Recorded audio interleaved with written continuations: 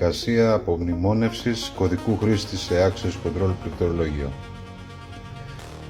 Βάζουμε τον κωδικό Master, ο οποίος τώρα στην προκειμένη περίπτωση είναι 1, 2, 3, 4, 5, 6. Πατάμε αστεράκι.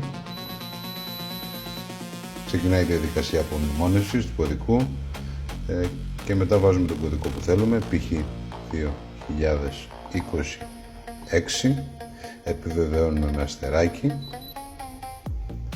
Ο κωδικός έγινε δεκτός και τώρα επιλέγουμε το κανάλι που θέλουμε. Επειδή είναι τετρακάναλος ο δέκτης μας, βάζουμε το α και επιβεβαιώνουμε με αστεράκι.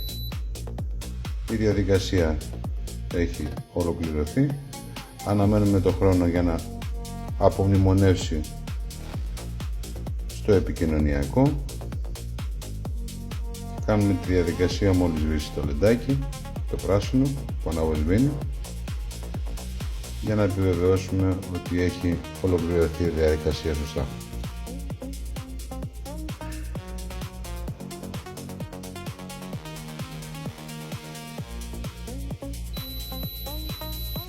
Η διαδικασία έχει ολοκληρωθεί, άρα μπορούμε να βάλουμε το κωδικό 2026 αστεράκι και το 3 και βλέπουμε ότι ο μηχανισμός μας δουλεύει.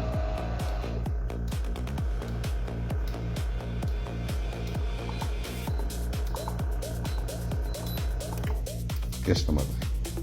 Πολύ καλό πληκτρολόγιο, ανθεκτικό στην εξωτερική χρήση, αλουμινίου κέλφος, φωτιζόμενο, πολύ ισχυρό πληκτρολόγιο.